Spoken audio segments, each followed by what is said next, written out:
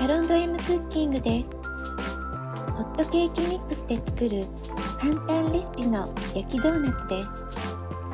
チョコレートでコーティングして可愛いデコレーションの作り方もご紹介します。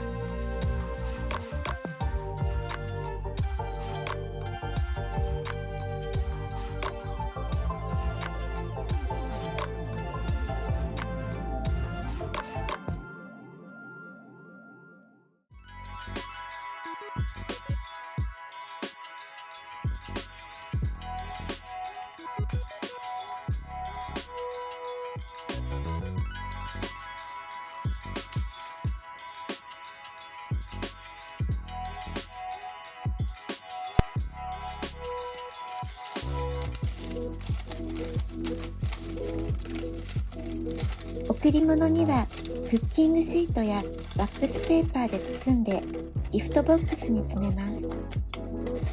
可愛くラッピングしたら誰かにプレゼントしたくなりますね。